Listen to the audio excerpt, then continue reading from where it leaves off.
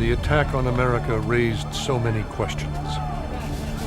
Among them, questions about the dangers of the new world economy. Is terrorism the dark side of globalization? Up until September 11th, there was a sense that this movement towards globalization really was irreversible. And since then, there's a recognition that things can go in another direction. Can our deeply interconnected world deliver prosperity to everyone?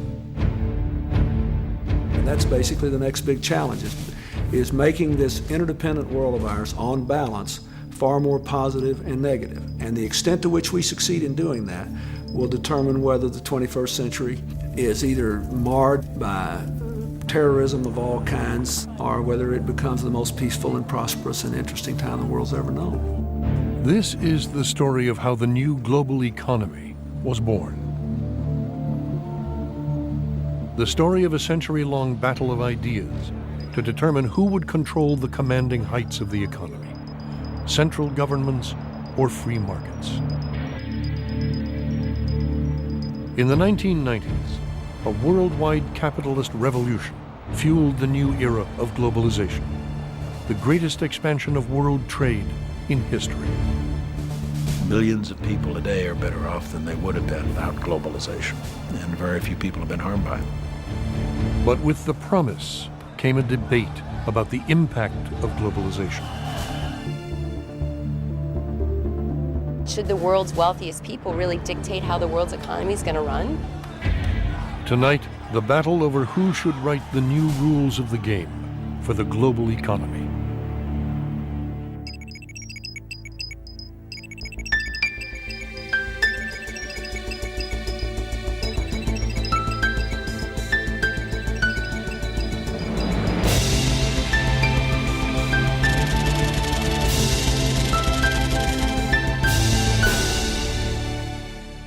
This program was made possible by EDS, offering business and technology solutions from strategy and implementation to hosting. EDS, managing the complexities of the digital economy. FedEx. Globality may be new to some, but to us, it's the way we do business.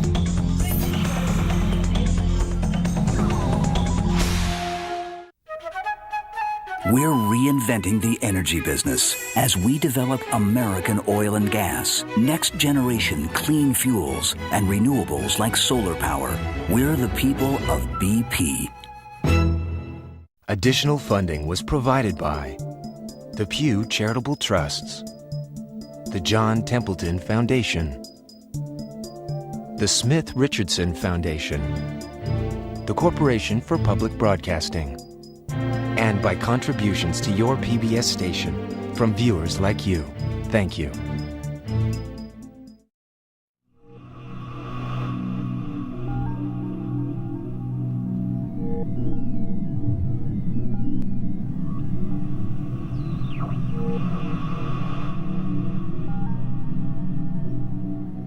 Out of the sorrow of September 11th, I see opportunity.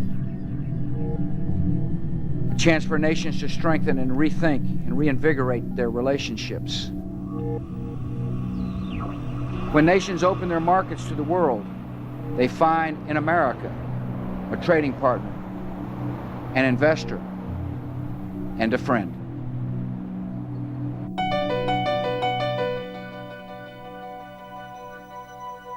We are living through a revolution. The 1990s saw the creation of a new kind of global economy.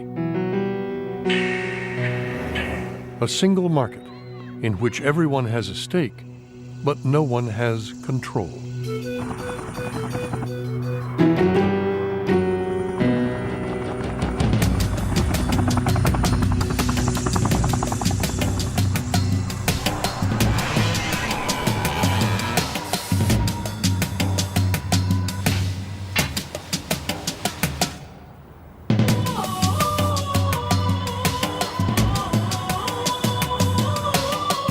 Globalization has brought unprecedented prosperity. But it has also brought crises and risks we are only beginning to understand.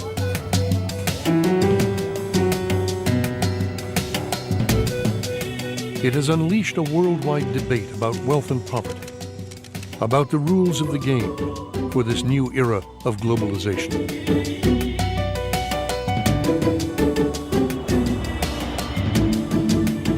Historians may well say that a new era began at the beginning of the 1990s with the end of the Cold War and the Gulf crisis.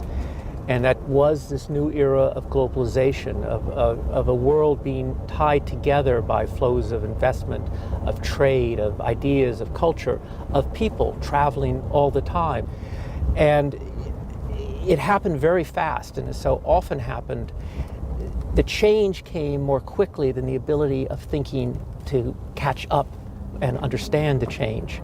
But to understand where we are today and where we're going, we have to understand this recent past.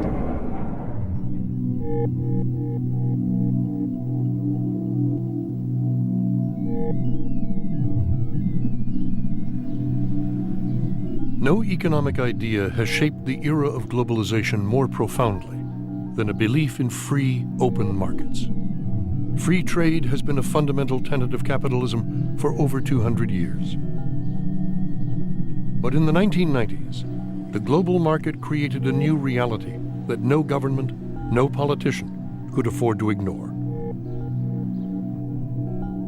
Our story begins in 1992. The global economy was changing rapidly, but America seemed adrift.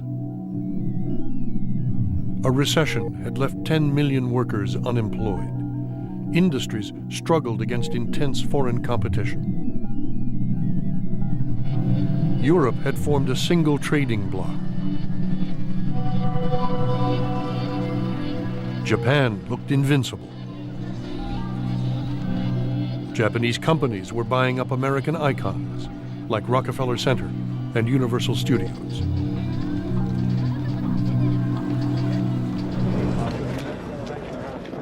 In the 1992 presidential campaign, Arkansas Governor Bill Clinton claimed he could get America back on track. Have a nice day, sir. Thank you. Appreciate you. Have a nice day, Governor. He drew crucial support from America's labor unions and seemed to promise workers protection against global competition. Again, look at what our competitors do. Meet the competition. Look at what the high-wage countries do. Look at what Germany does. Look at what Japan does. That's what you got to do. And you'll stand up against the good old boys to do that, huh? Absolutely. Good luck to you. What's the purpose of having a country if you're going to let it go down the drain? I don't know. Why have we been doing that? You got my vote. Hey, Governor, don't forget the federal employees, too, okay? Thank you. Yeah, my vote. Thank you, guys. But at a meeting with Wall Street financiers, Clinton had discussed a different agenda, an agenda some of his core supporters adamantly opposed. Financial markets wanted to rein in government spending, cut the deficit, and embrace free trade. Without these policies, they thought America's economy wouldn't recover. Over dinner in an exclusive restaurant, Clinton tried to persuade some of Wall Street's most seasoned executives that he saw the world as they did.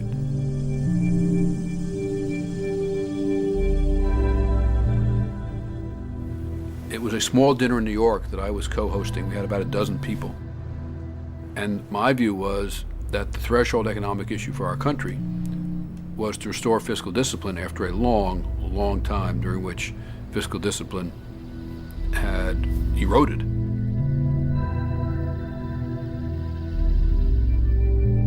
I could see that Reuben and the others that were there in this rather dark place where we had dinner at night were kind of looking and saying, you know, can this guy from Arkansas be president? What could he possibly know enough about the economy to do it?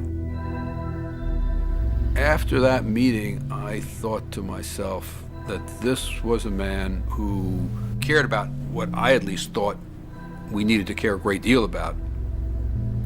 Now, on the issue of trade, he clearly believed in trade liberalization, and that clearly has been a a dividing line in the Democratic Party was then, is now. Trade became an issue in the 1992 presidential campaign. Republican President George Bush had negotiated a treaty that would allow unrestricted flows of trade and investment between the U.S., Canada, and Mexico.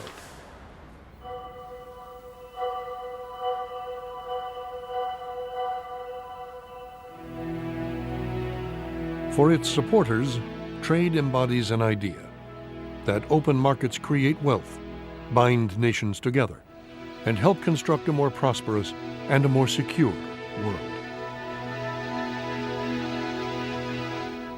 NAFTA put that idea to a political test. In America, it was the first great debate of the globalization era. You implement that NAFTA, the Mexican Trade Agreement, where they pay people $1 an hour, have no health care, no retirement, no pollution controls, et cetera, et cetera, et cetera, and you're going to hear a giant sucking sound of jobs being pulled out of this country. Ross says, with great conviction, he opposes the North American Free Trade Agreement. I am for the North American Free Trade Agreement.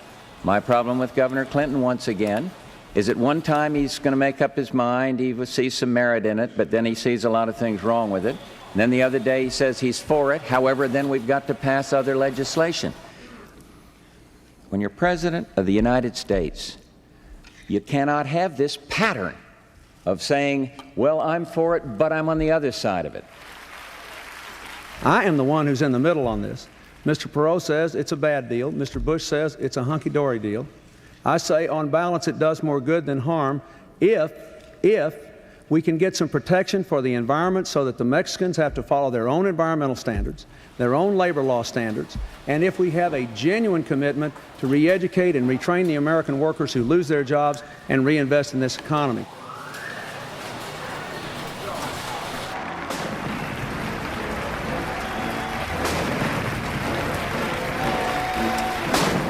Once in office, Bill Clinton's economic policy was aimed squarely at restoring the confidence of financial markets.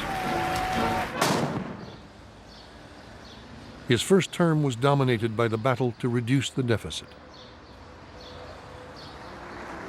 On trade, the president changed his position and announced he would wholeheartedly support NAFTA as it stood. Clinton gave a speech in the East Room of the White House that set out how he wanted to discuss NAFTA with the American people. It was really quite a remarkable speech. He talked about NAFTA in a much broader context. He talked about NAFTA in the context of the rapid changes taking place in the global economy, not only from trade, but from technological development, the spread of market-based economics. This debate about NAFTA is a debate about whether we will embrace these changes and create the jobs of tomorrow, or try to resist these changes, hoping we can preserve the economic structures of yesterday. Nothing we do in this great capital can change the fact that people can move money around in the blink of an eye. I tell you, my fellow Americans, that if we learn anything from the collapse of the Berlin Wall and the fall of the governments in Eastern Europe, even a totally controlled society cannot resist the winds of change that economics and technology and information flow have imposed in this world of ours. To some of his supporters, the president's change of heart on NAFTA was nothing less than a sellout. The labor movement in the United States opposed NAFTA as it stood because we saw that as a corporate-dominated trade and investment agreement, one that served the interests of multinational corporations, that improved their flexibility, their mobility, their clout. And at the same time, NAFTA did nothing to protect the rights of workers to form unions, to bargain collectively, and to really raise their voices in the political system so that workers could be a formidable countervailing power to multinational corporations.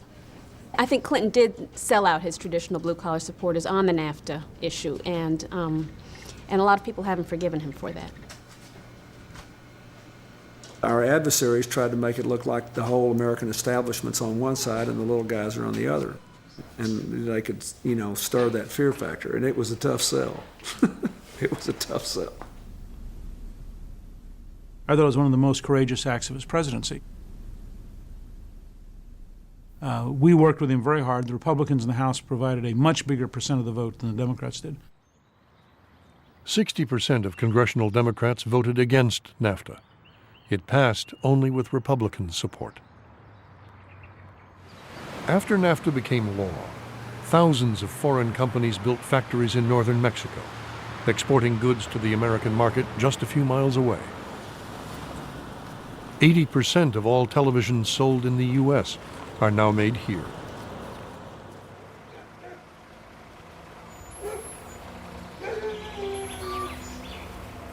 Nearly 1 million workers found new jobs along the border in northern Mexico.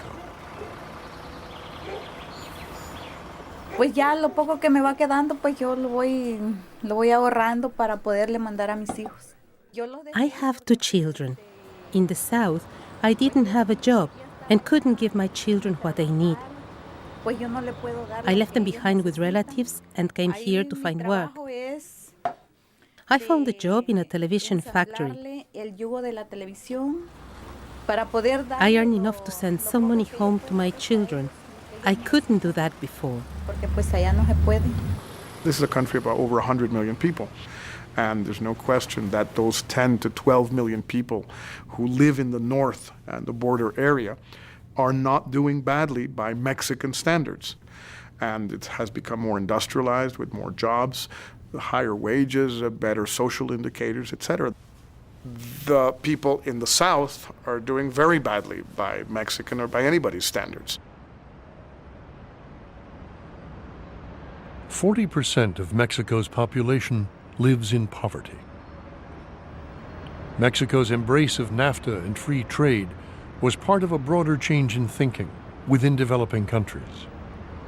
Their governments increasingly saw open markets as the key to economic growth.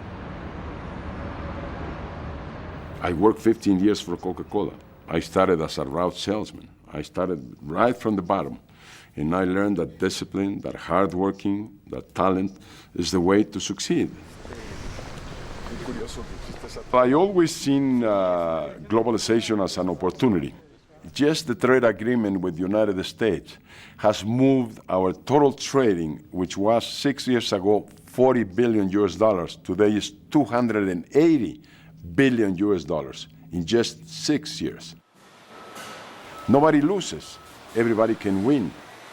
Obviously, trade has increased, investment has increased, and if the only metric you use to measure whether NAFTA has been a success or not is the volume of trade, then NAFTA is tremendously successful. And yet most normal working people, most normal citizens don't watch the volume of trade. Companies have been more aggressive in threatening to move production to Mexico. They've succeeded in bargaining down wages, in opposing unions. And so on a lot of different fronts, we think that NAFTA has shifted the balance of bargaining power in the continent of North America towards multinational corporations. Since NAFTA came into effect, about 400,000 American jobs have been adversely affected by trade with Canada and Mexico, according to the U.S. government. Exports to these countries have created more than 1 million new jobs. And over the 90s, global trade nearly doubled.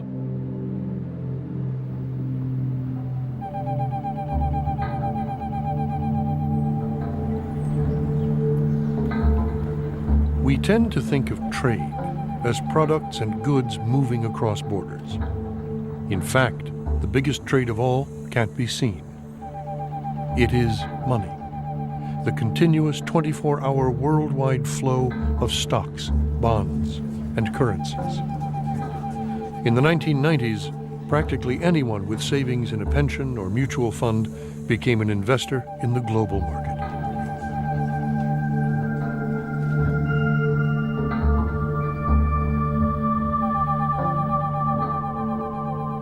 I was at a dinner, a so-called thinkers' dinner at the White House before one of the State of the Union addresses, and there's this great discussion among all the people around the table about markets, about they out there, that it's somebody different. And finally I raised my hand and said, with all due respect, the markets isn't just them, it's us. It's our aggregated retirement savings, it's our pension plans. That's what the markets are.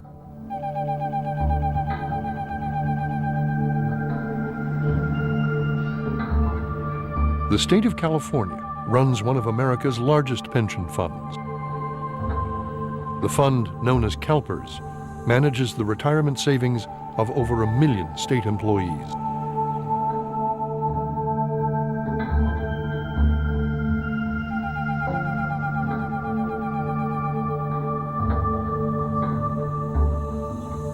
For decades, CalPERS invested only in America. But in the era of globalization, that changed. A quarter of its money was invested overseas. At one point, CalPERS controlled 5% of France's entire stock market. French television sent a crew to investigate. They were filming in my office, and I had a salad on my desk because it had been just a very hectic day. Well, they caught me, and we were talking about some figures on my computer, but they kept filming the salad. And I got the feeling that the story was going to be that, the Americans are coming and they're going to ruin the French way of life, and we're all going to be eating salads at our desk, and working 12 and 14-hour days, which of course is not true at all. But I think it was there's just a fear, I think, that we've seen in the news that globalization means Americanization. Pension funds became the powerhouses of the global economy because they had the money. The real source of change in today's world, with the world getting smaller and smaller, as we say, and the growth of the global economy, as we say, I think it's going to be the providers of capital funds. And that, whether anybody likes it or not, increasingly are large pension funds.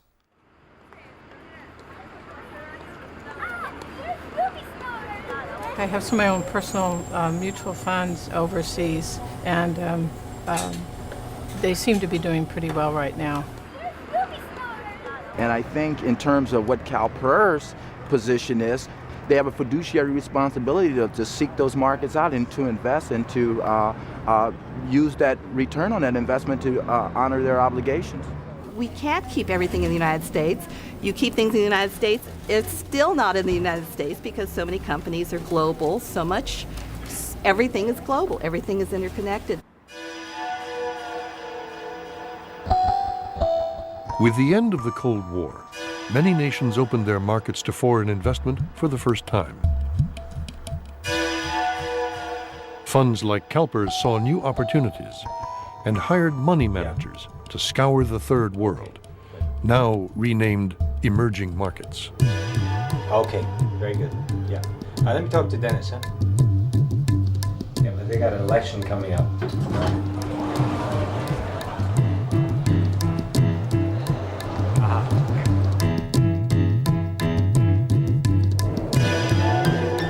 Well, the whole rationale is that these emerging countries grow faster.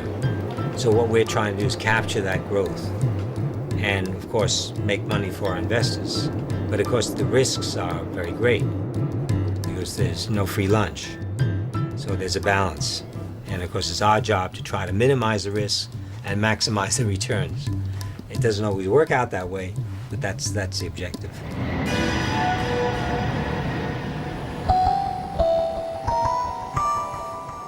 As investment flowed around the world, the Clinton administration expanded the trade agenda it adopted with NAFTA.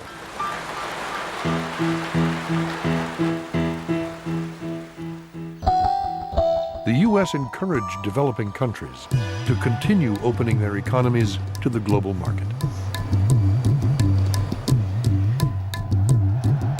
I favored a very aggressive policy. I thought that the emerging countries, both emerging economically and those that were new democracies, had a better chance to do well economically and politically if the wealthier countries opened our borders and made trade agreements with them, and if in turn they opened their borders not only to trade but to investment. I thought that economic policy and traditional foreign policy would tend to merge. This is how it worked. If you go back to the first term, a lot of the international approach of the administration on economic issues was to break down barriers to U.S. firms. We are going to engage our trading partners and encourage, cajole, convince them to bring down their barriers. Many developing countries had been colonies of the West. Although they now wanted long-term foreign investment, some saw fast-moving flows of money as a new threat to their independence.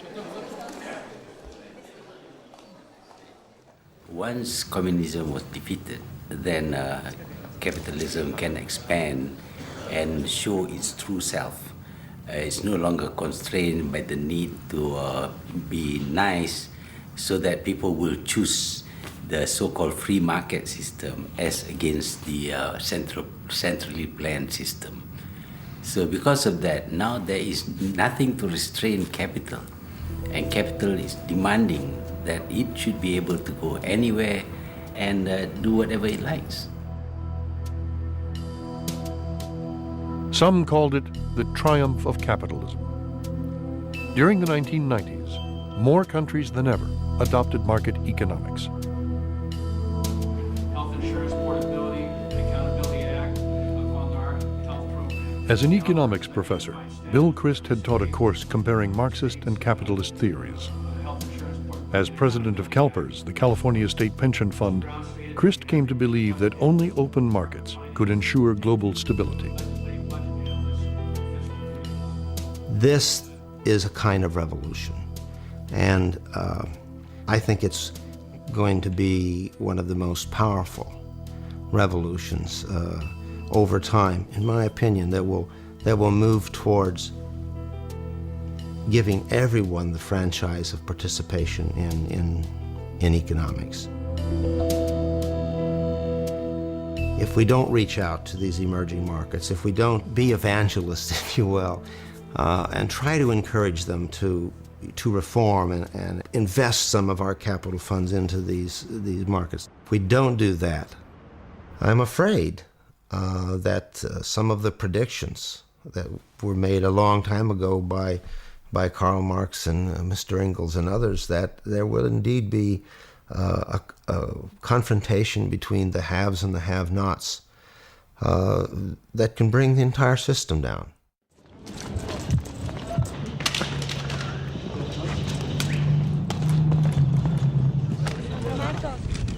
The very day NAFTA came into effect, Zapatista rebels launched an uprising in southern Mexico.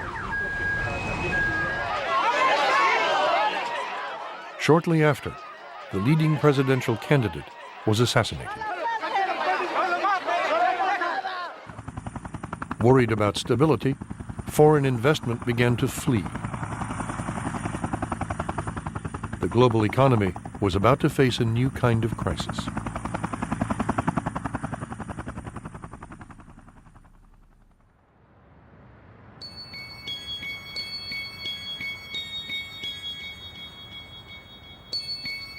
Christmas vacation, I was fishing down the British Virgin Islands, and Larry Summers called me, and he said, there's some problems in Mexico I'd like you to know about. And I thought to myself that it was nice of Larry to call on the one hand. On the other hand, I'm on vacation in Mexico today, there'll be some other country tomorrow, and I don't know why this can't wait till I get back. Well, it turned out that this was not just another country, it was a very, very serious matter.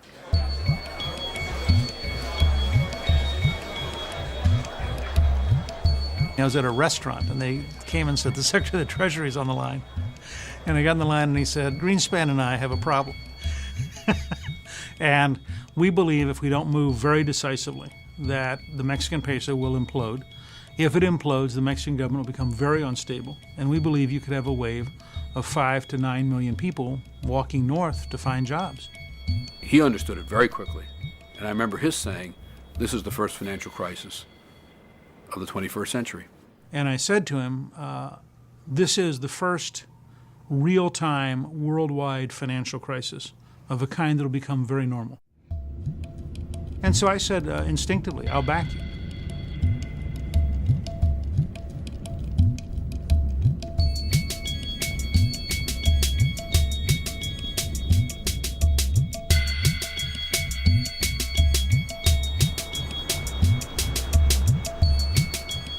It was fascinating because we had Mexico, which we really did think was facing default, and we had enormous political problems accomplishing what we felt we needed to accomplish to support Mexico, to try to prevent this from happening. And we all knew that while we believed the program we were recommending was right, there was some risk it wouldn't work.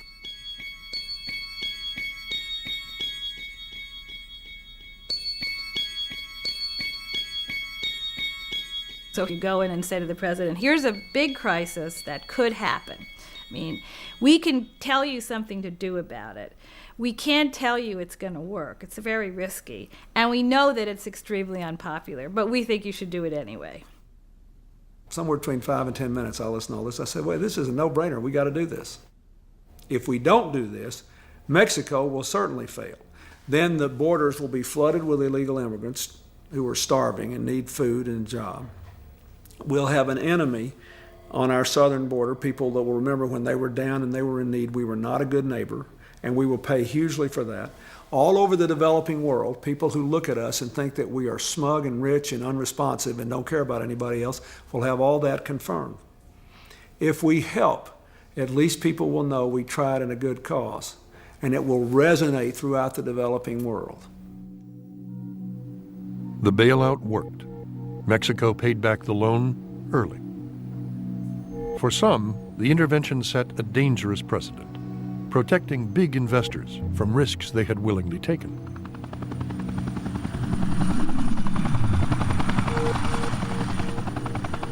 Remember, the people that got bailed out were foreign holders of Mexican government obligations.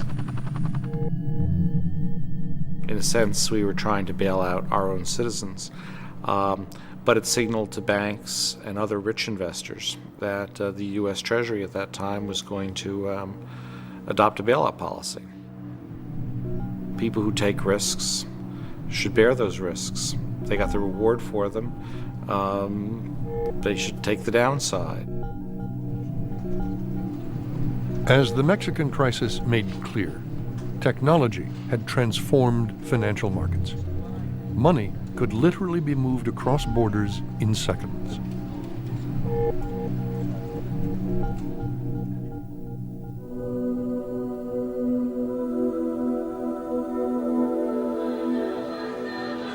During the 1990s, technology too leapt over national borders, spreading commerce and ideas.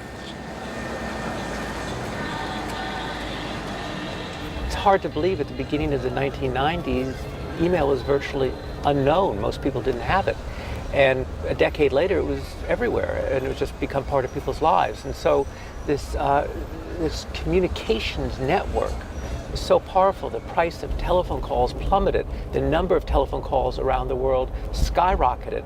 And people are in contact and connected in a way that had never happened before. In 2 decades, the number of international phone calls from the U.S. increased from 200 million to 5.2 billion. This AT&T control center handles 300 million calls each day. Americans were often connected to the developing world without even knowing it. Consumers checking their credit card balance could be routed seamlessly to call centers like this one in India, where operators identify themselves with made-up American names. Good evening, this is Tracy. How may I help you today? Okay. Just give me a moment. Right.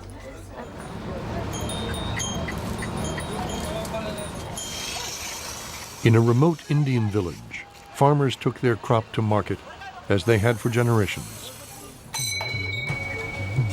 But an internet connection ensured they were now paid the world price for their crop, a price set at the Chicago Mercantile Exchange 8,000 miles away.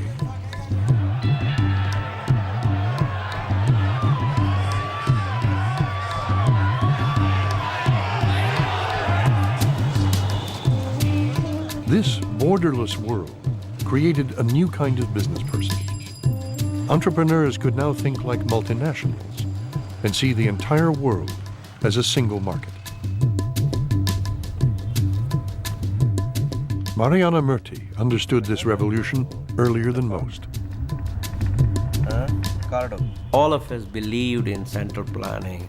All of us believed in socialism because we are all children of a different generation. Then I realized that if you want to eradicate poverty, you don't do it by redistribution of existing wealth. You have to create new wealth. With only $250, Murti helped found a computer software company. His headquarters in Bangalore became the world's second largest software campus. Only Microsoft's was bigger. 30% of the world's software engineers are from India.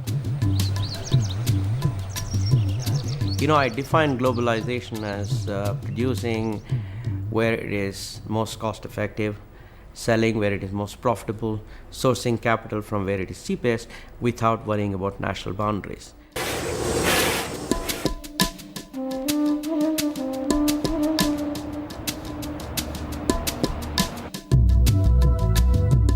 People, as well, were becoming increasingly mobile.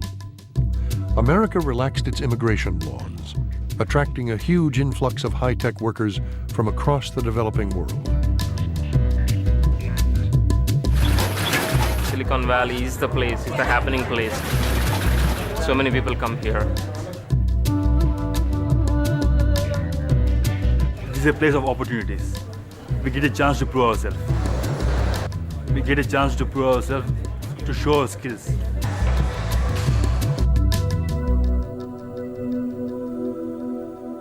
In many ways, Silicon Valley was the spiritual center of the new global village, the source not only of its technology, but of its entrepreneurial ethos. The Draper family had invested in entrepreneurs since the 1950s, when they brought venture capital to Silicon Valley. In the early 90s, Bill Draper's son, Tim, funded Hotmail. Its instant global success convinced him that the world was fundamentally changing. We knew that the internet was going to change the whole way the world worked, because we knew that you could do commerce, you could do communication, you could do all these things over the web. And all these governments, India and Africa and Pakistan, China, had all been trapped, and they were not really participating in the world economy.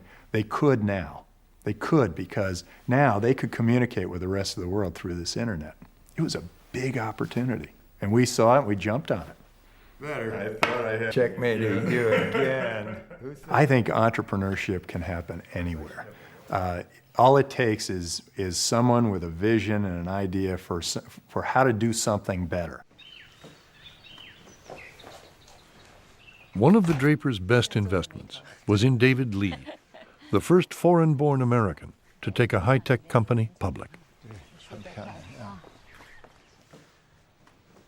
When we came over, we have nothing.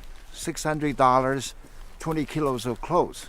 And this society give us opportunity and everything. Even entrepreneur, it sounds very good, but being a spouse is very difficult because most of the time he's traveling or he's not home. I raised my 3 children by myself, and he sometimes don't remember how old they are.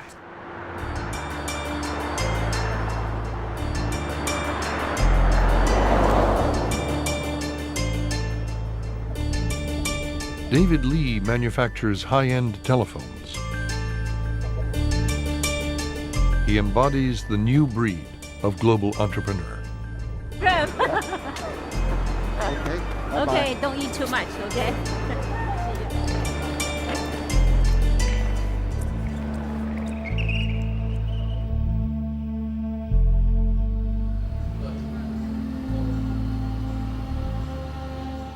In the early 90s, David Lee returned to his homeland for the first time in over 4 decades.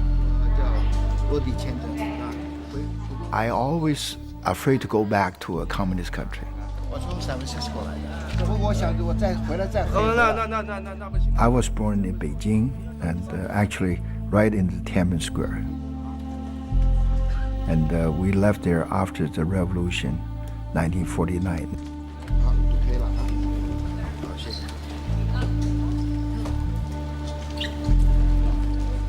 We were very lucky that we were able to leave the country. We were like the boat people and on top of a cargo ship.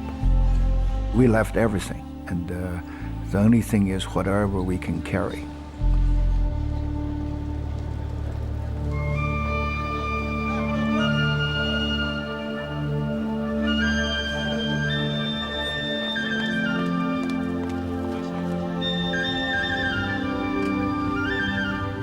This is a free trade zone, and anything you do in here, you don't have to pay tariff, or you can build the thing and then ship it out, and for export purpose.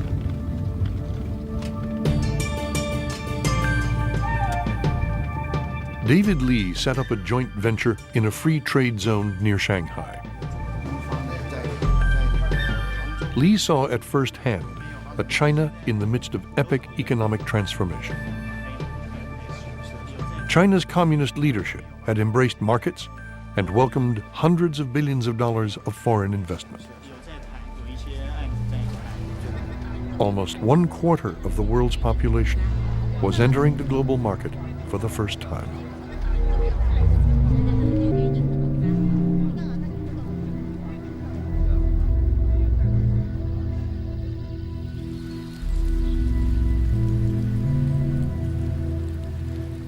In villages across China and throughout the developing world, people left their rural homes. They traveled to industrial towns, seeking work in new factories built to serve the global market.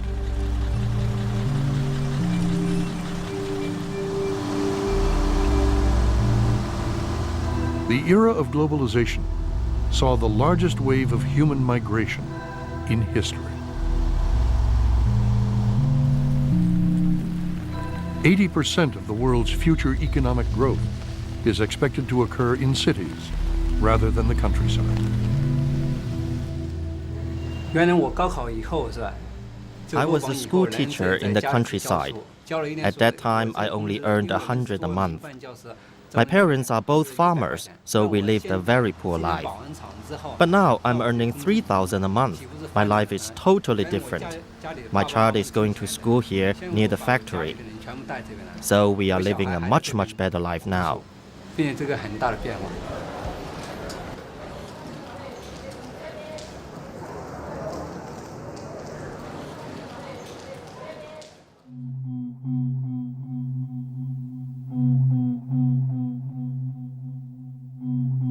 China's leaders hoped to emulate the tiger economies of Southeast Asia, where trade and investment had transformed once impoverished nations. When the British came here in 1819, they found a fishing village of about 120 people. No agriculture because the ground was infertile. It's when the empires broke up. Everybody wanted to do their own trading. And we could easily have just withered on the vine. So we just had to make ourselves relevant to the world, and the countries that make themselves relevant become better off. Those who opt out, they suffer. Since the 1970s, the countries of Southeast Asia had become world-class exporters, shipping everything from cars to computers across the globe. And they called it the Asian economic miracle because the world had not really seen that kind of economic growth, that many people brought out of poverty, that rapid a creation of a middle class so quickly anywhere in the history of the world. By the mid-90s, many Asian economies were growing at the astonishing rate of 10% or more each year. There was a tremendous confidence and hope that this was the Asian century and the place was being transformed, and you just had to put money there and it would grow on trees. I remember the CEO of one major company in about 1995 or so saying, if we're not invested tomorrow in Asia, we're too late.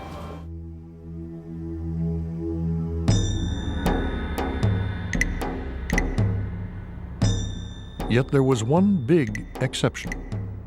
Japan, the world's second largest economy, had fallen into a deep, unexpected slump that shook the confidence of its people. Japan was in the so-called bubble economy, and at that time, the Japanese people were not very careful about debt. After the collapse of the bubble economy, people came back to reality and came down from their dreams.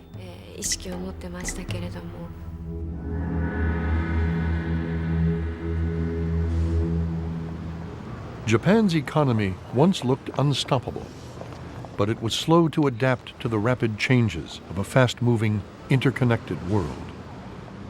Japan is a very sort of parochial and very closed economy. There's no question about that. It's a very closed society. Walk around the Japanese cities, you don't see many foreigners. Japan, the great exporter, protected its domestic industries. At the heart of the country's economic problems lay a contradiction. One sector of the Japanese economy, export-oriented sort of sector, which is highly competitive, consisting of Toyotas and Sonys. And the other is a domestic manufacturing and domestic service industry, and which is extremely uncompetitive. You know, we have a market-oriented capitalistic system on the one hand, we have a very socialistic, egalitarian sort of sector on the other hand. In Japan, government bureaucrats managed a highly regulated economy. As Masahisa Naito was to learn, ideas about change met with profound skepticism. I wanted to deregulate our financial system. The new global markets of the 1990s created a new reality. I said we had to change for Japan to thrive in the new world economy. My colleagues in the government criticized me. They said that it was in the best interest of Japan that my ideas be destroyed.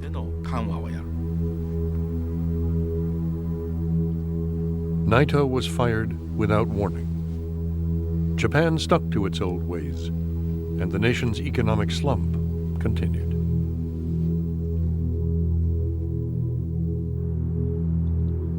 For the first time, an Asian economic miracle was in trouble.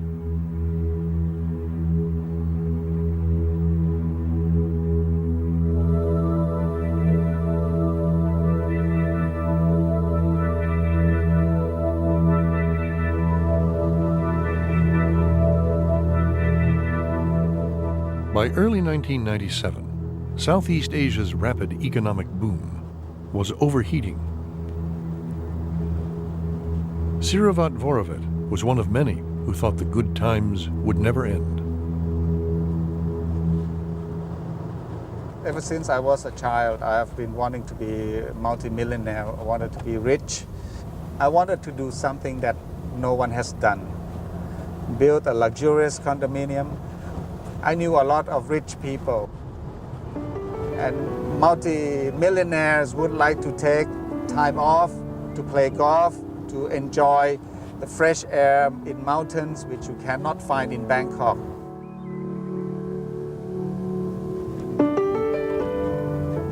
I looked at the golf course. It was designed by Jack Nicklaus. I put my effort to make it one of the most beautiful condominiums in Thailand.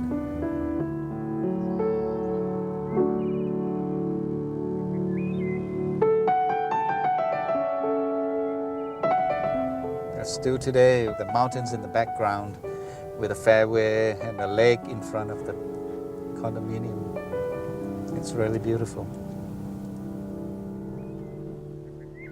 People were just buying apartments and condominiums just like they were gambling.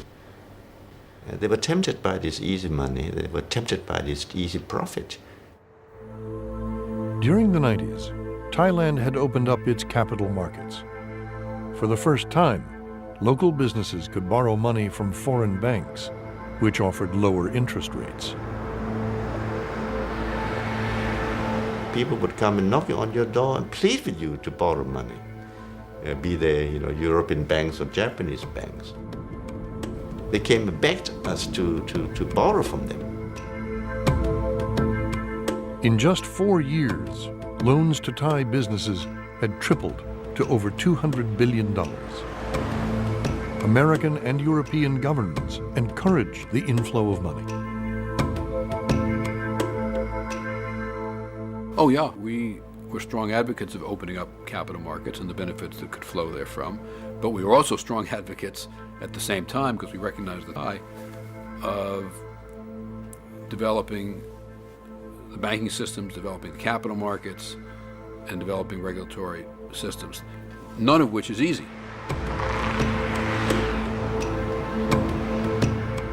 And there was an underlying flaw in the system that people really didn't focus very much on, which was the institutional weakness. What that meant is that the banking systems were not well developed, the securities laws were not well developed, they had not kept up with the development of these economies and their integration into the world economy.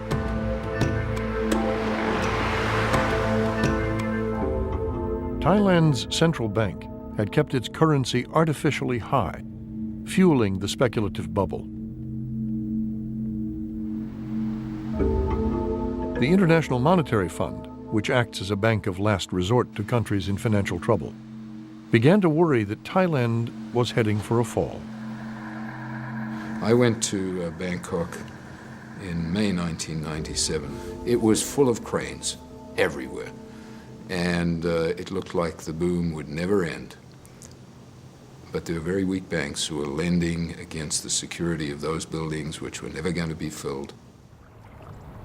Muang Thong Thani was a sign of the times, a new city built from scratch for 700,000 people.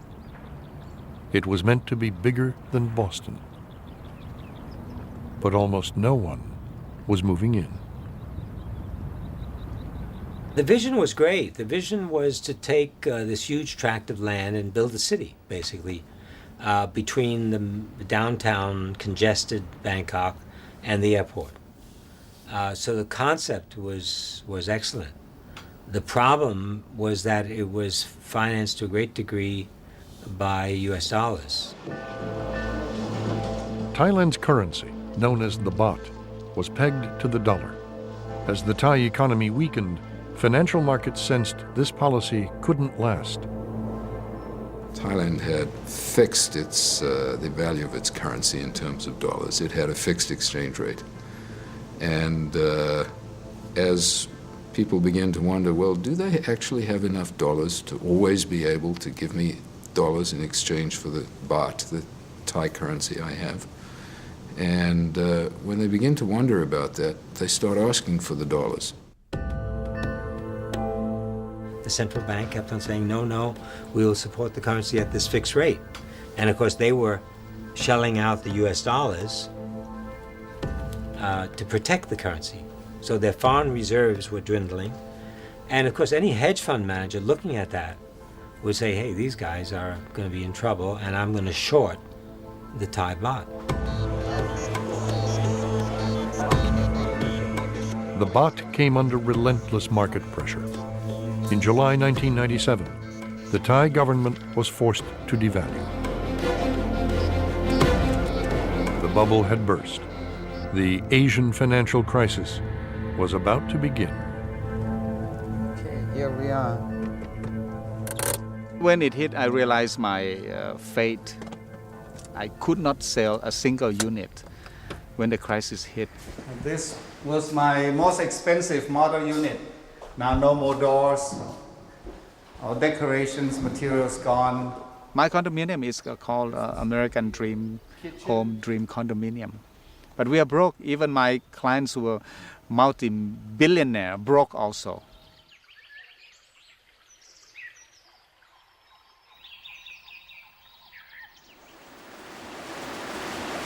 The economic shock reverberated through all levels of Thai society. When the economy went bad, my husband's salary was cut 30%. I was lucky. I kept my job, but I didn't get a raise. To support our family, my husband had to find other work. Every morning, he drives a motorcycle taxi. The cost of living was rising. Everything was going up. Water, electricity, even soap. But the salaries were staying the same, or even going down.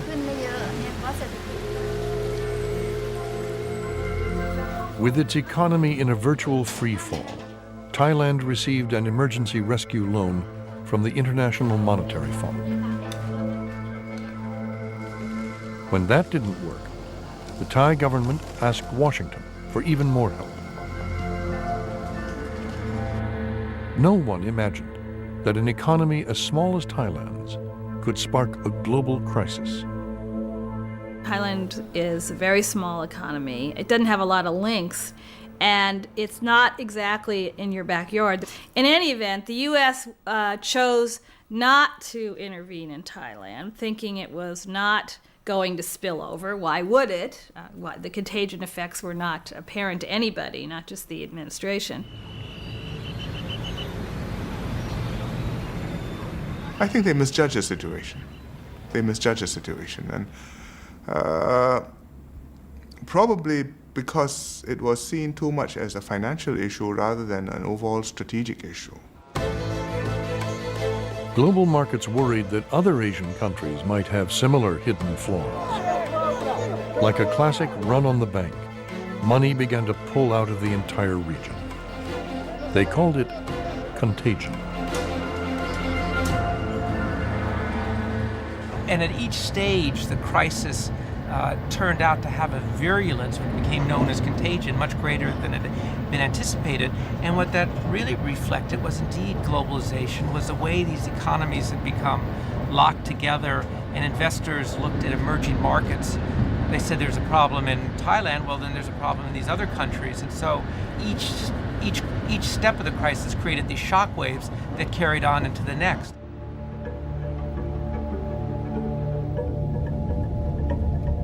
Contagion spread to Thailand's neighbors. Malaysia's economy had seemed stable. Suddenly, it too was facing relentless pressure from global markets. We have the currency going down and down and down, and we have the stock market doing the same. And we felt totally helpless. We feel that there is no way we can recover. So, I mean, the feeling is really very bad, very frightening.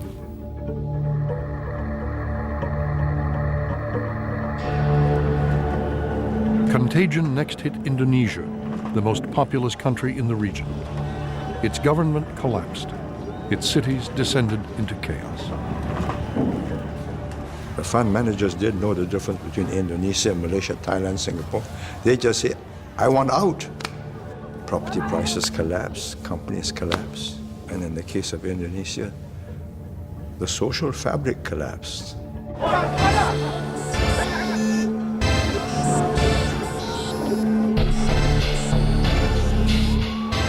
Churches have been burned, mosques have been attacked. They have killed each other. And it's all the fallout of an economic collapse. This was a new kind of financial crisis, unlike anything the International Monetary Fund had ever encountered. The IMF organized huge loans for Indonesia and other Asian nations, on the condition they cut government spending, raise interest rates, and eliminate corruption. You are the doctor going in to deal with a very sick patient. The public blames the doctor for the fact that the patient is sick, but the patient was sick to begin with.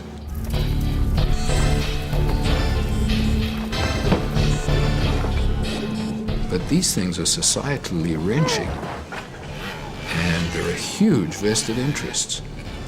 And you wouldn't get into these crises if the vested interests weren't that important. That, I think, is one of the reasons why it takes political change to deal with a crisis as big as this. To some of the region's entrenched leaders, the IMF's conditions smacked of a new kind of colonialism.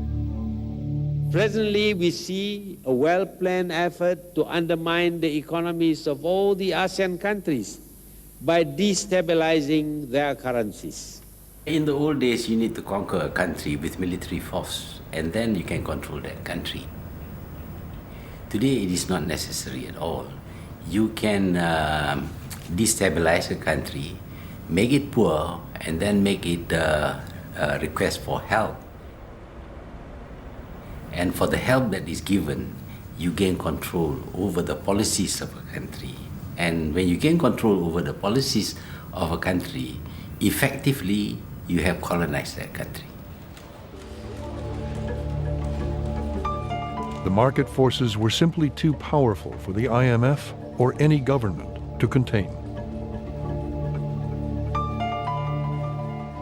In late 1997, contagion reached Korea, one of the most successful economies in the world. It was unbelievable that the crisis has spread as quickly as to Indonesia and Korea within a matter of 6 months or 7 months. But the world was much more globalized than we thought it was at that time. In the last week of December of 1997, the 11th largest economy in the world, which was Korea, had, roughly speaking, 4 billion of reserves left and was using reserves at the rate of $1 billion a day. Well, it didn't take a great deal of quantitative insight to see that that was not a long-term viable situation.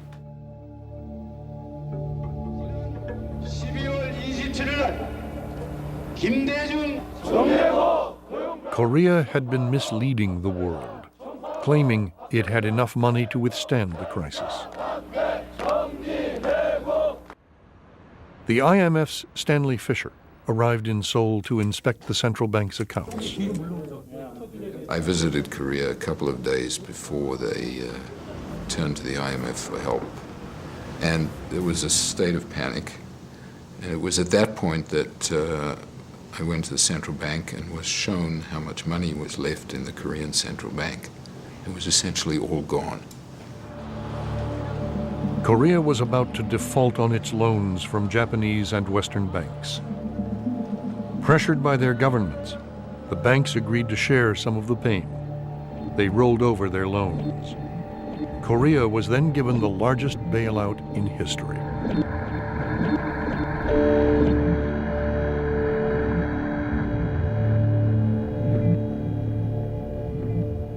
If they had done that in Thailand, I think that they would have not only avoided some economic problems, but I think that the sense in Southeast Asia that the Americans were really on the side of putting things right would have been stronger. Then a very, very strange thing happened. From about the 1st of February 1998 until August, there was a period in which financial markets essentially decided that risk didn't exist anywhere. Markets thought contagion had been contained in Asia.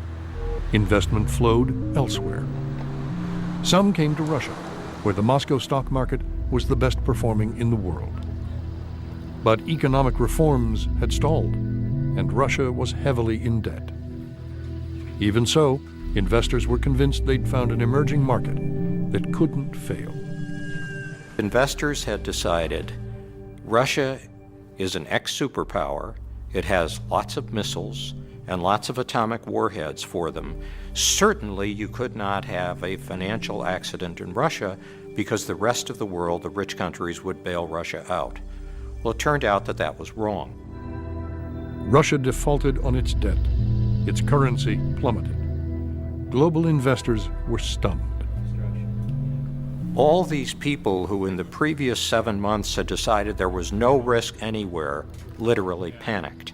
and decided there's got to be massive risk everywhere. Behind each fence and barnyard wall, there must be a risk that we hadn't thought of, kind of like the redcoats retreating from Lexington. Everywhere, markets were freezing up. The economic crisis seemed to have taken on a life of its own. I thought at the time that I had a pretty good sense of what was going on, but what I didn't know, and nobody could possibly have known, was not what was going on at the moment that you were looking at, but what was going to happen at the next moment. Well, when you get in a room with both Alan Greenspan and Robert Rubin and they say they're scared to death and they've never seen anything like this and they're worried about whether or not we can get through it, I get worried because they know a heck of a lot more about it than I do. You had the contagion sweeping across all the developing countries. As Rubin said, we've never seen that before. I mean, maybe in the Depression they saw that over a period of time, but nothing that happened that quickly. Now the crisis had reached America. A little-known but powerful private investment fund was on the brink of bankruptcy.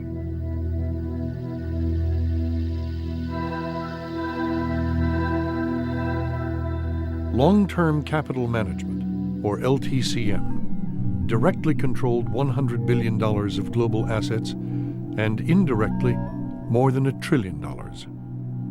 The 90s saw a huge buildup in concentrations that we had never seen on a global scale. Maybe we had way back in history, maybe the Romans had financial institutions that were disproportionately large to the overall activity of the world that they operated in. But LTCM was a specific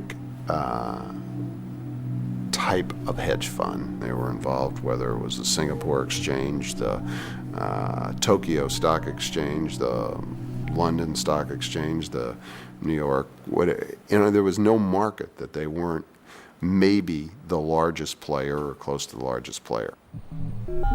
By September 1998, LTCM's losses were spiraling out of control. Contagion had arrived on Wall Street. Incredibly, the failure of this single investment fund threatened the entire global economy. If LTCM went down, it would be just the gears, the machine just stopping, the economy not working. And of course, it's not just what's on the balance sheet of banks and so forth, but that would translate into people not working, businesses not operating, small businesses not being able to get the capital they need, and this a global economy that almost inconceivable to see what the picture, but sort of just not working, and people just not working. The New York Federal Reserve summoned representatives of major U.S. and European banks to an urgent meeting.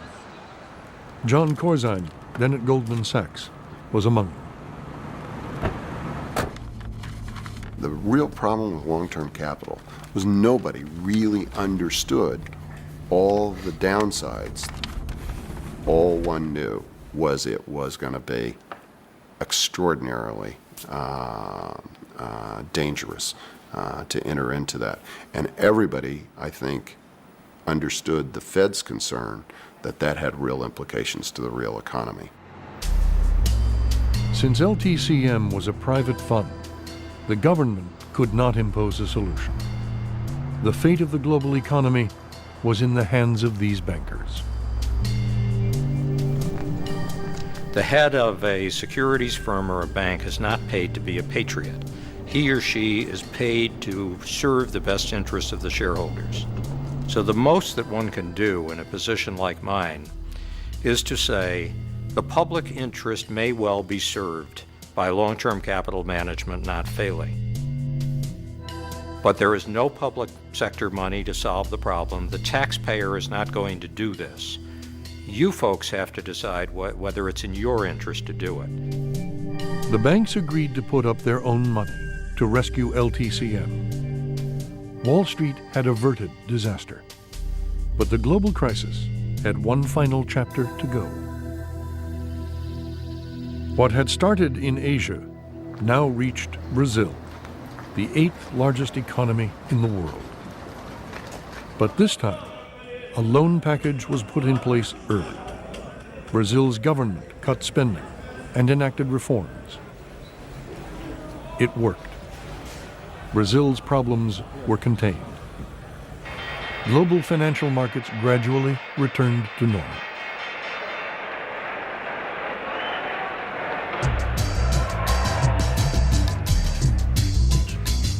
It's not clear when you would say it ended, but what happened was that the countries that actually took ownership of reform, Korea, Thailand, Brazil, began to reestablish stability in their financial markets, and their economies started to recover.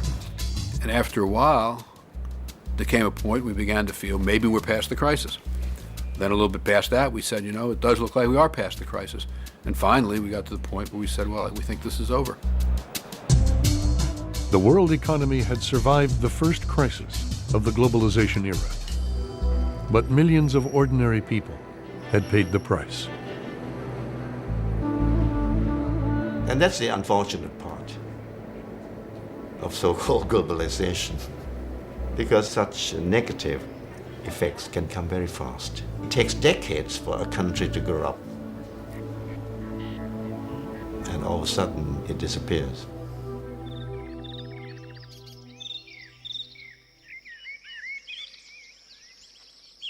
We've been a poor country, so we never tasted richness. When we tasted the richness, we wanted more, being greedy.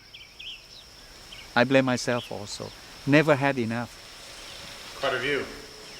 Yeah, it's quite a view, and I really feel bad because no one can enjoy it now.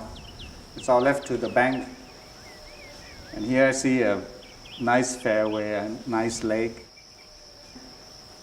It's so sad.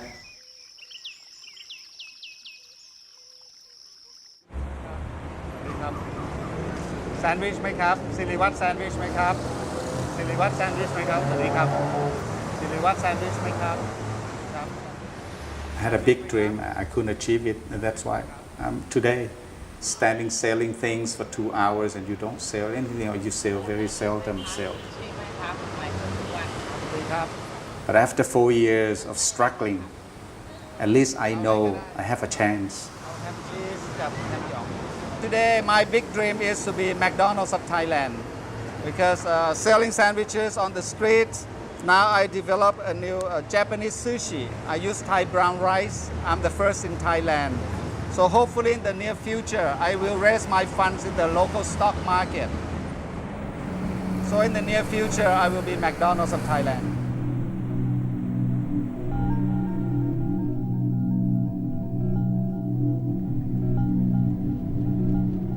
The global economy rested on institutions that dated back to the end of the Second World War. The contagion crisis proved that the new era of globalization needed new rules. We have to improve the rules of the game. You want the financial system essentially to be like the shock absorber in a car. When you hit a pothole, yes, this car still bounces. But have you ever been in one that didn't have a shock absorber? If you have a good, strong shock absorber, at least you get through the pothole and you're still driving in the same direction that you thought you were when you hit it. The moral is that there are risks to globalization, but in the end, there's no alternative to globalization. So don't let your banks lend recklessly. Don't allow bubbles to get out of hand. Keep prudent measures, sound economic policies which will inspire confidence and maintain confidence, so in a crisis people will know that you will stay the course and won't panic and be up and off. It's easier said than done, but these are the principles you have to follow. We had a close call, and without an activist international policy, you could have seen perhaps as serious an economic downturn as we'd seen any time since the Great Depression. And that's why we need to continue to understand the dynamics of financial crisis better. And that's why especially the United States needs to be prepared to take a lead in working to contain financial crises.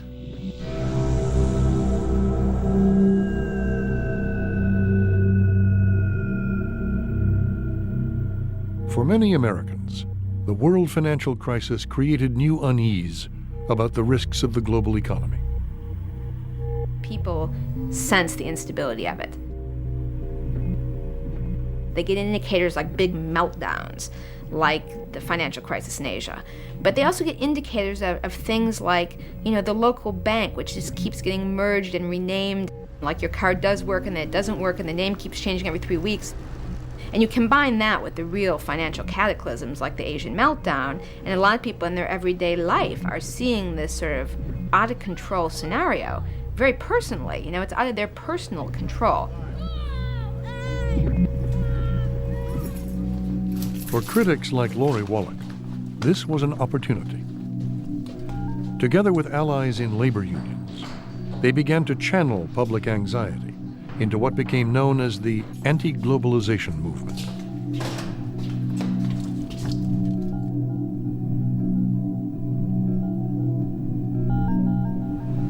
The World Trade Organization, known as the WTO, manages the rules that govern global trade. In late 1999, delegates from 135 nations gathered in Seattle. They planned to launch a new round of negotiations that would expand trade even further. Instead, Seattle was a watershed.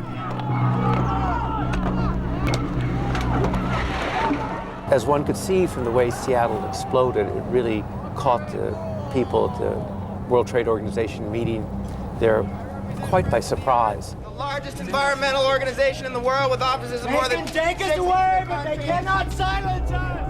And it became a lightning rod for all of those people across this very broad spectrum who are concerned by some aspect of globalization or what they perceive as globalization or by the causes that animate and move them. And yet the WTO, which is led by CEOs of the company that make bovine growth hormone, get to make rules saying that these countries can't ban an unsafe product.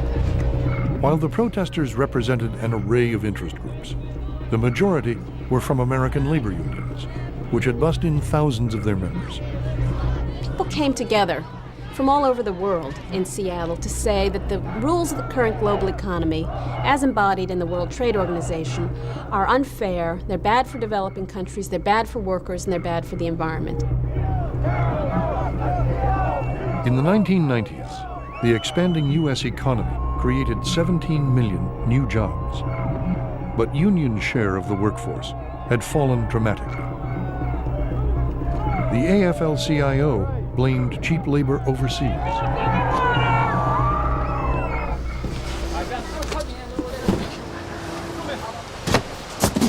As an example, they pointed to this factory in China, where workers are paid $5 a day to make bicycles once built in America.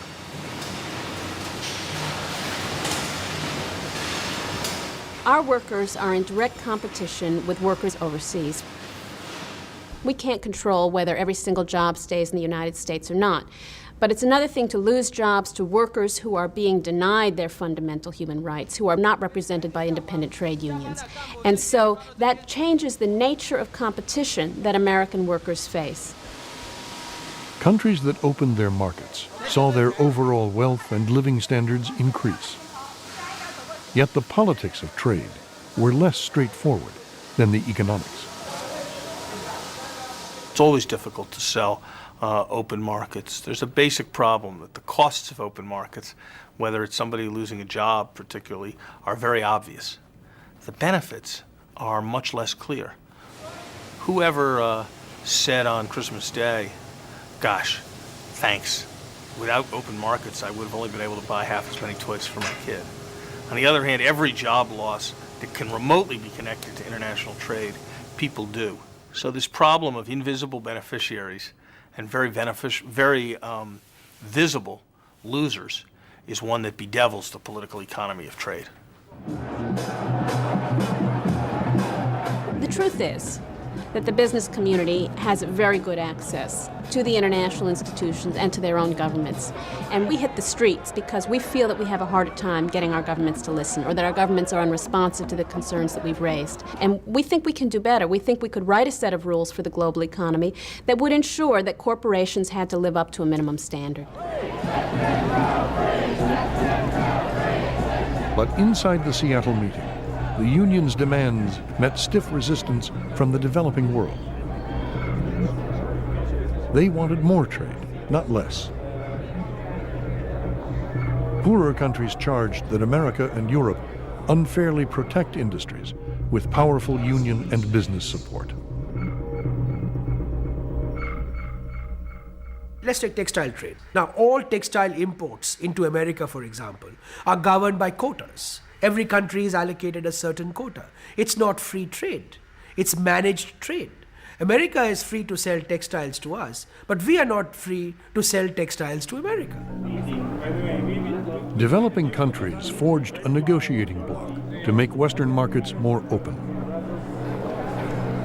This should not be a time when big countries, strong countries, the world's wealthiest countries, are setting about a process designed to enrich themselves. Bill Clinton had been a leading proponent of expanded trade, but the protests forced him into a political corner. A presidential election was about to begin, and Democrats needed union support. In a speech to WTO delegates, Clinton appeared to side with the protesters on the streets. I condemn the small number who were violent and who tried to prevent you from meeting. But I'm glad the others showed up, because they represent millions of people who are now asking questions about whether this enterprise, in fact, will take us all where we want to go. I think his speech at Seattle was an absolute disgrace and an act of strategic defeat for him. Let me offer...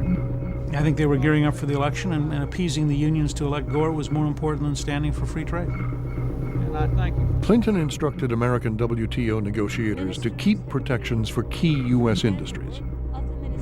The summit ended in failure.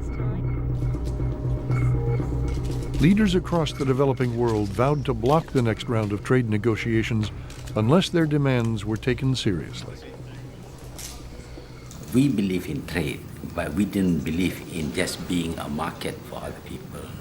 So when you talk about opening markets, you're talking about the rich people who can manufacture goods with added value and selling it in our markets, not the other way around. Countries like Tanzania, that rely on foreign aid, claimed they wouldn't need the aid if they could only sell their products to the West.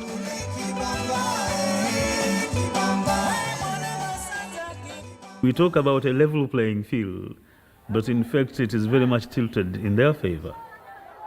We would earn so much more than we are possibly getting by bilateral aid if those markets were just open to us, literally by billions. Global poverty soon became the galvanizing issue among globalization's opponents. In the wake of Seattle, control of the protest movement began to shift from unions to a disparate network of grassroots activists.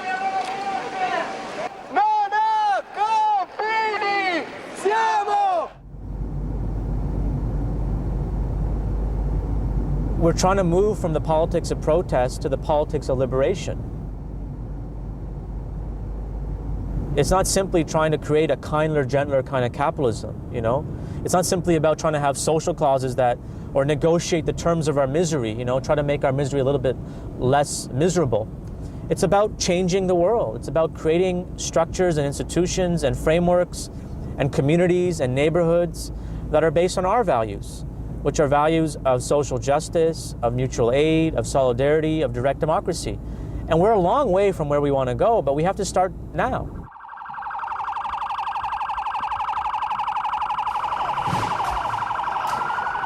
One of the protesters' next targets was the World Bank, an institution whose sole purpose is to reduce poverty in developing countries.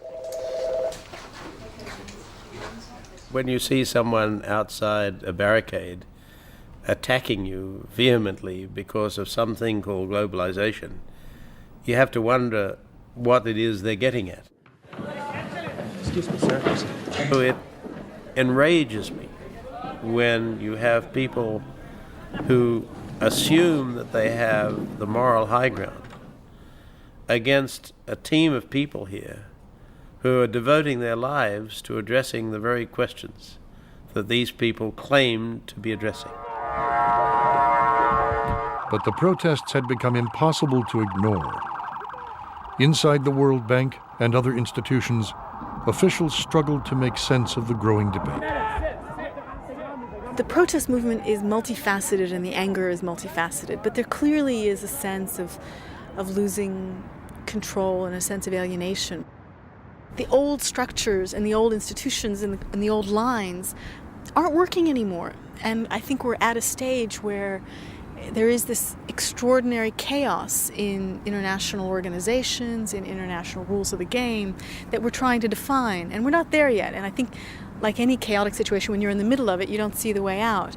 But I think what we're observing, the series of protests, the series of engagements, is part of the process of coming towards some new structure for managing a global economy.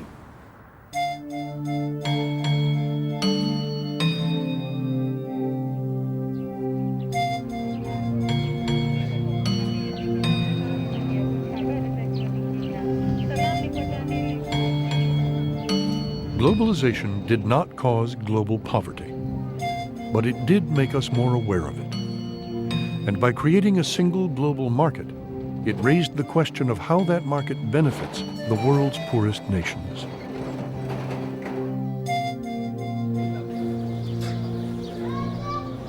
We are seeing around the world a movement towards greater reliance on markets, greater confidence in markets.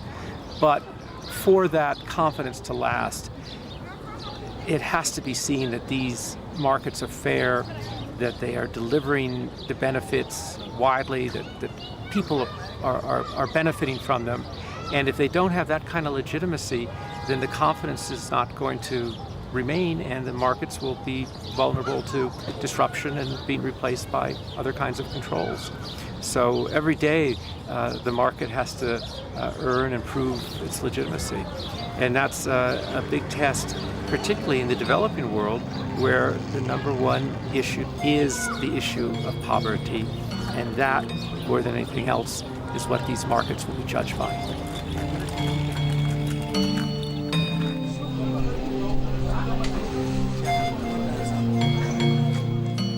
The world is more unequal than at any time in world history. There's a basic reason for that, which is that 200 years ago, everybody was poor. A relatively small part of the world achieved what economists call modern economic growth.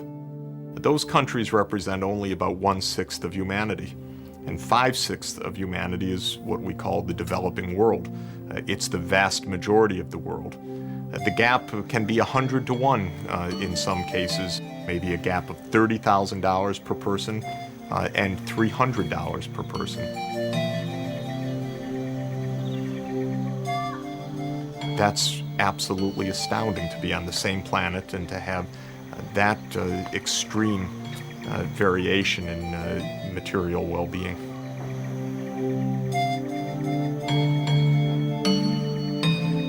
The problem that's happened over these last years is that somehow or other people who are capitalists in countries like the United States consider that the real interlocutors are rich people from developing countries. So they've been touching the wrong constituency.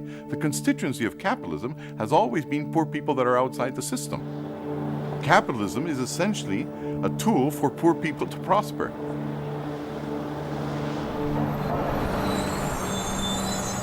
Hernando de Soto is one of the most original economists in the developing world. An advisor to Mexico, Peru, Egypt, and other countries, he seeks to cut through the old debate about wealth and poverty and reinvent capitalism in the name of the poor. Hernando de Soto has been called the most important economist in the third world. He's a champion of market economics and property rights in Latin America. His new book, The Mystery of Capital, he talks about the question of why capitalism triumphs in the West and fails everywhere else. Welcome. The important thing about a capitalist system is that it's a system of representations. When I go to the United States, people ask me for my identity, and I say, my identity is me. I mean, look at my face. I am Hernando de Soto. But the man at U.S. Immigration just says, look, give me your passport. The reason that things travel so well in the market economy of the United States and values travel from one place to another is because they all have passports. And the real value is like my identity. It's not in me. It's in my passport.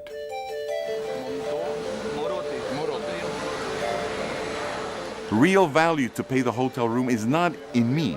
It's in the credit card. And so what happens is that this system by representation requires, of course, that all these representations, the credit cards, the passports, the IDs, the property titles, and the shares be organized by a system of law that allows people to be able to trust what they're dealing with. In September 2000, De Soto published his explanation of why capitalism hasn't worked for the poor. He took his message directly to some of Latin America's most remote regions. The reason I'm going to Cajamarca now is because 12 years after the fall of the Berlin Wall and 11 years after Peru adopted pro-market policies, their situation hasn't gotten that much better, and they want to know why. The Mystery of Capital offers an explanation. It says that the system per se works in the West, but that in our country, like in much of the third world, it isn't functioning because we have missed some of the crucial elements that the Westerners had in the 18th and 19th century, like property rights, without which the system cannot function.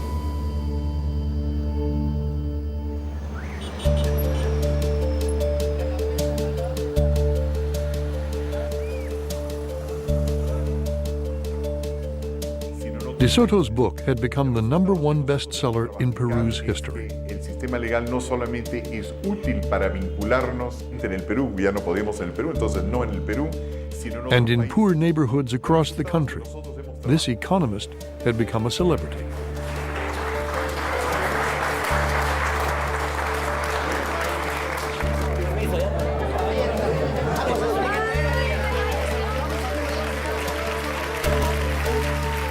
De Soto believes that people are capitalists by nature, but that in the developing world, most are locked out of the capitalist system.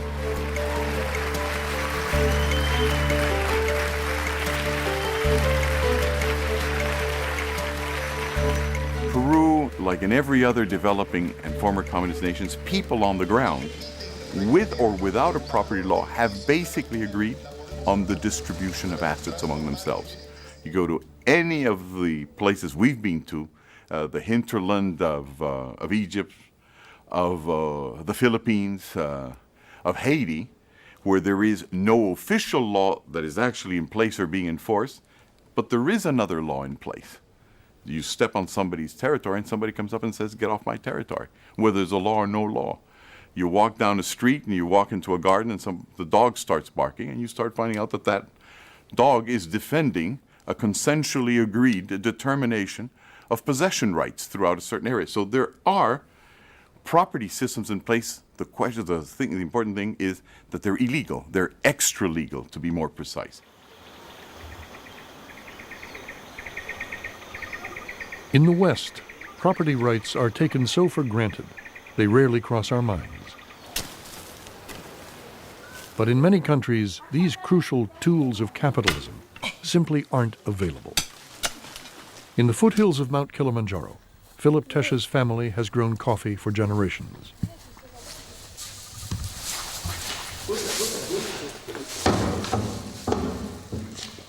He sells directly into the global market. Yet, like many in the developing world, he can't prove that what he owns is actually his. Who owns the land around here? The land is our property. We bought it from a farmer who was willing to sell to us. So we bought this land, although we don't hold any title for the ownership, but it's our property. So how can you prove that it's your property? Because I'm here. I was the person who bought it, and the person who sold it to me is also around here.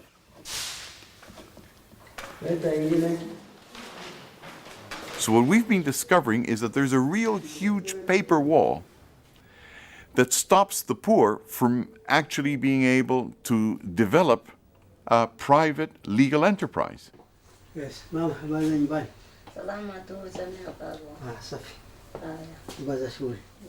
Without property rights, ordinary people in developing countries can't get a loan, a mortgage, or credit. They are excluded from the capitalist system, and the global market simply passes them by. So this is a time of crisis for the cause of capitalism worldwide, because for the moment it has only meant giving the elites of developing countries additional opportunities and not being able to get down deep into where the real majority interests of people in any developing country are, which is among the poor.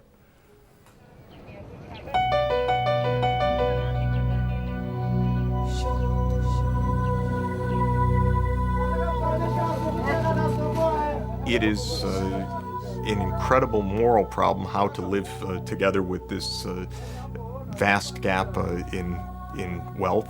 It's also an incredible intellectual problem. It's what development economists such as myself spend all our time thinking about. Why is the gap so large? What can be done to help the poorer countries narrow the gap? It's a very tough question.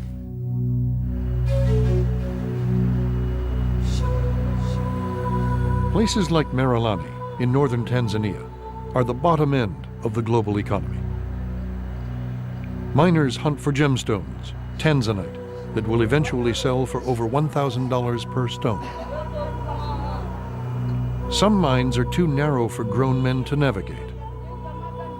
Those mines are left to children as young as 10, known as snake kids. For each stone, they receive less than $1.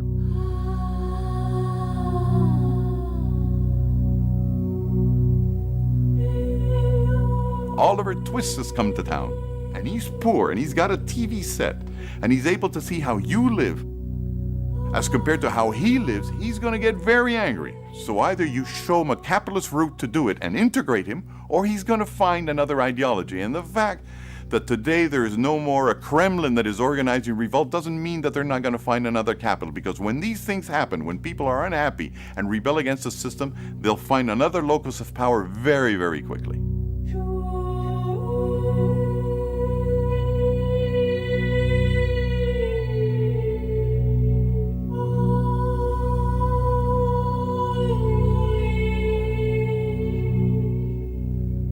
I'm not one of these people that believes that economics solves all problems.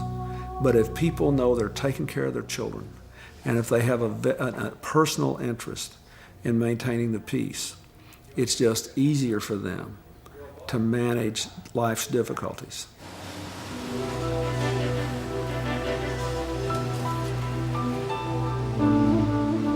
You know, it's no accident that the Nazi Party arose in Germany. Everybody who was alive at the time remembers people in the Weimar Republic after the harsh peace of Versailles after World War I, carrying wheelbarrows full of worthless marks to the bakery to buy a loaf of bread. So I don't want to oversell this. It is not sufficient to build a peaceful, free world, but it is absolutely necessary. What is? Trade.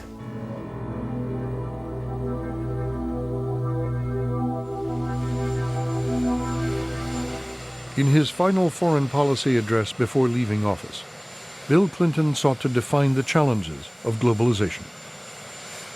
He had come to the presidency saying that free trade would benefit America. He left arguing it was crucial to maintaining the peace in an interconnected world.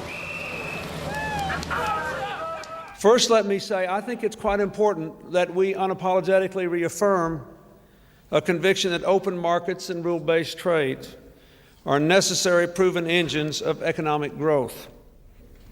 Now, I know that many people don't believe that. And I know that inequality, as I said, in the last few years has increased in many nations.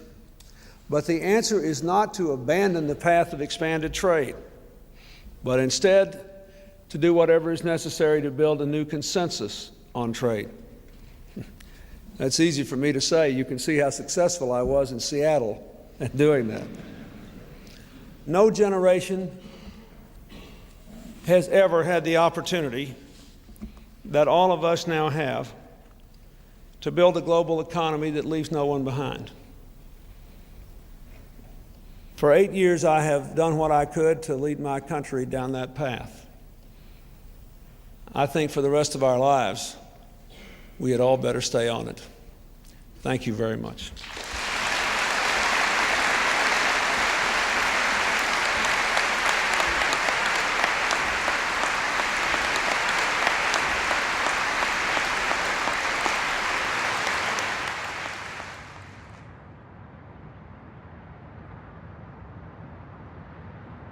Washington's free trade agenda passed seamlessly from the Clinton to the Bush administration. Conquering poverty creates new customers. What some call globalization is in fact the triumph of human liberty stretching across national borders. And it holds the promise of delivering billions of the world's citizens from disease and hunger and want.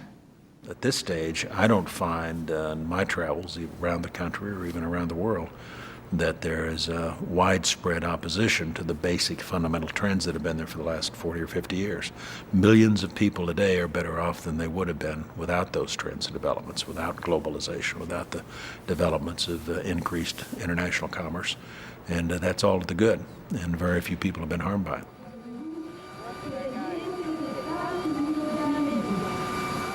On his first foreign trip, President Bush came to Mexico.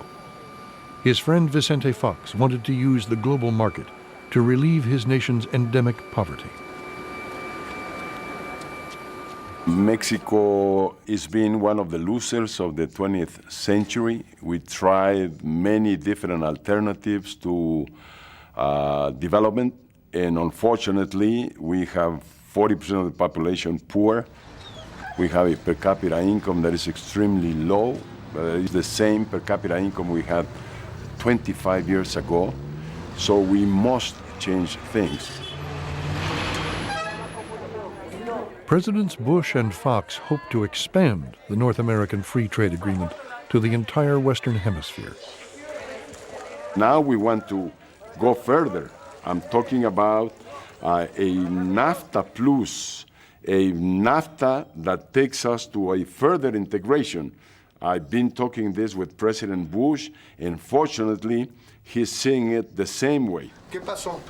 But as his foreign minister, Fox chose a leading voice of the left, a one-time friend of Fidel Castro and critic of global capitalism.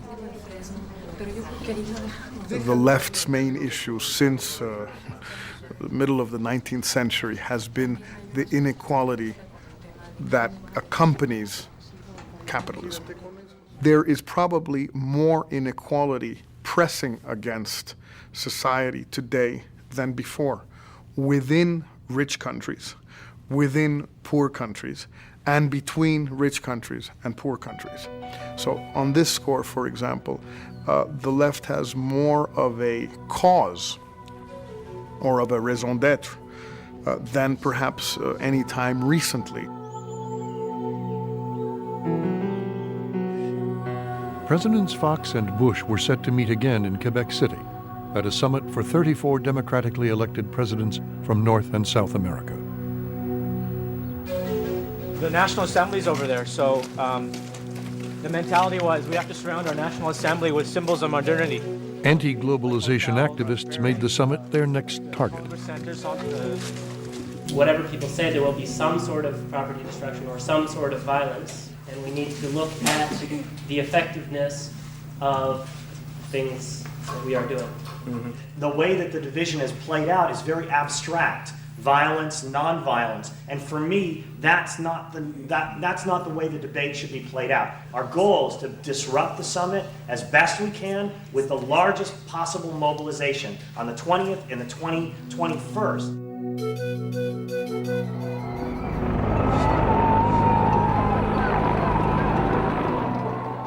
The summit's agenda was to be trade, poverty, and the new rules of the game. Organizers sealed off the city center. As President Bush and other leaders arrived, the demonstrators tried to break through.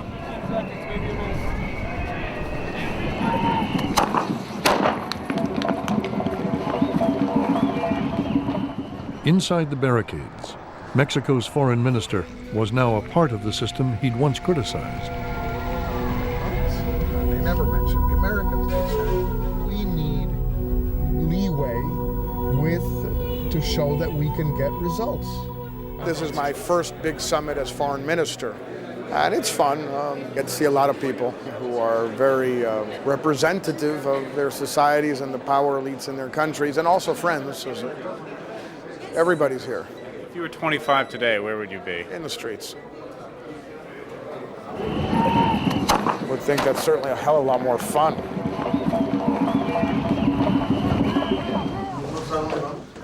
Like Jorge Castaneda, most of the delegates were from developing countries that had embraced globalization. Castaneda wanted more trade. He also hoped to narrow the gap between the rich and the poor of the developing world. An issue that's been coming up constantly in the speeches, that small countries, the poorer sectors of each society need a special deal, that they cannot just be left out, because if they are, they'll never be brought in. There is, I would say, a growing consensus on that, but there isn't necessarily a consensus on what to do. I'm here to learn and to listen from voices, to those inside this hall and to those outside this hall who want to join us in constructive dialogue. By now, the street demonstrations had become a routine feature of major international meetings.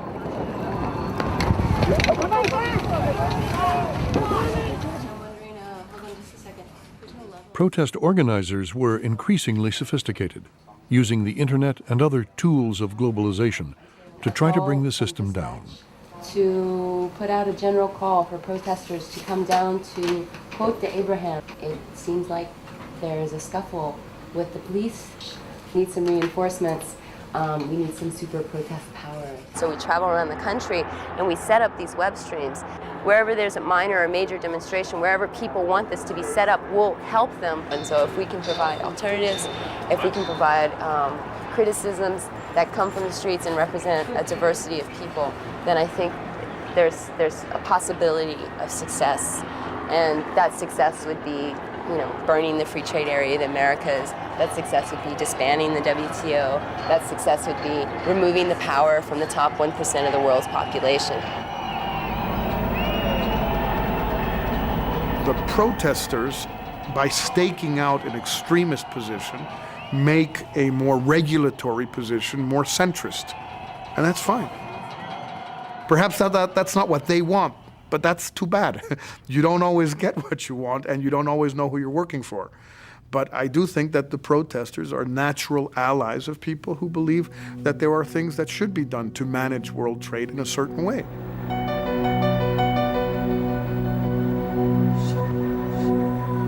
The lasting impact of the protest movement was subtle but real.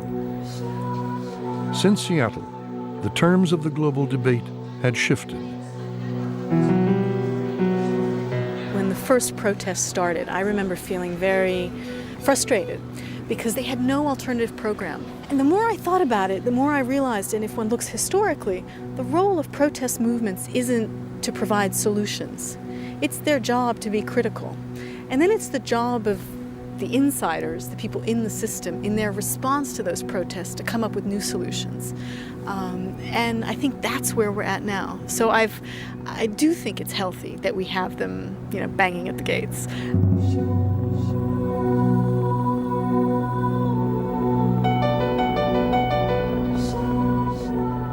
I would say this: they care about legitimate problems, but they have the wrong diagnosis. Their diagnosis is that the global economy has produced all the misery that they're protesting against.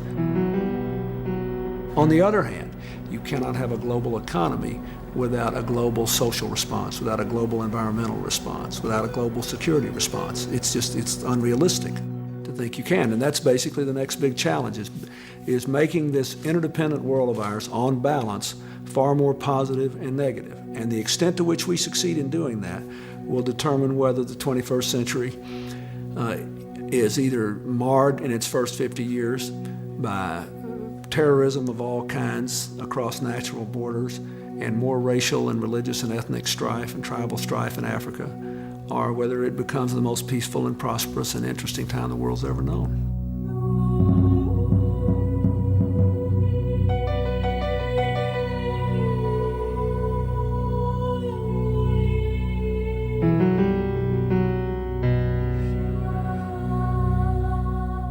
In the first decade of the 20th century, the global economy was in many ways as integrated as ours today. That era of globalization ended in Sarajevo in 1914, when a bullet fired by a terrorist triggered the First World War. In the aftermath of September 11th, it seemed possible that history could repeat itself. Up until September 11th, there was a sense that with the crises and the risks, that nevertheless this movement towards globalization really was irreversible. And since then, there's a recognition that things can go in another direction. Markets do best and work best and deliver what they can do during times of peace. And if you're not in a time of peace, but you're in some other kind of time, then things won't work as well, and priorities will be elsewhere as well. The U.S. economy was already in recession. As the war against terrorism progressed, the Bush administration sought to rebuild economic confidence. Out of the sorrow of September 11th, I see opportunity. A chance for nations to strengthen and rethink and reinvigorate their relationships. When nations open their markets to the world, they find in America a trading partner, an investor, and a friend.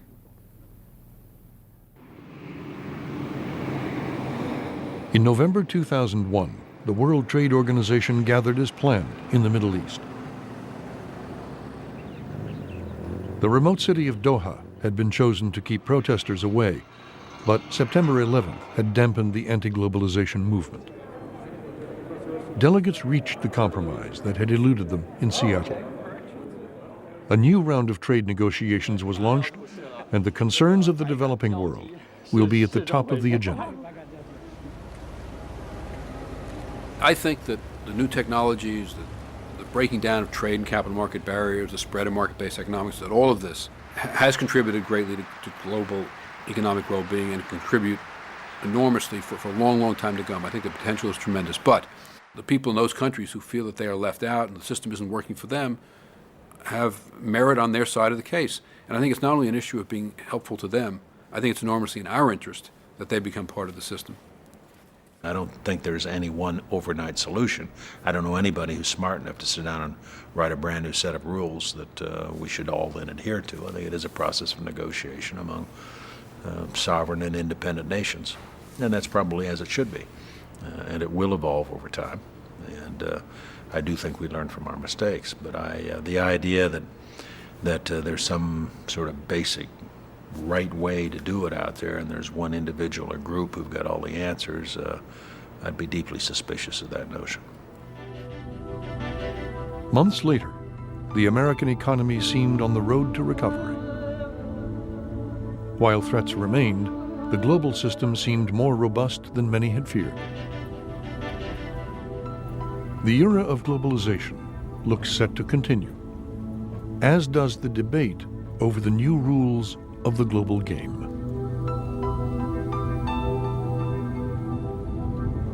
The belief that trade increases the odds for peace and also leads to higher standards of living is something that has been part of the American political tradition And looking back on the Depression, looking back on the First and Second World War, it became very deep-seated. And it's not a question of specific trade agreements, but it's really a broad consensus about the importance of trade to the American economy, to what it does for economic development around the world, and also as one of the foundations for a more peaceful world.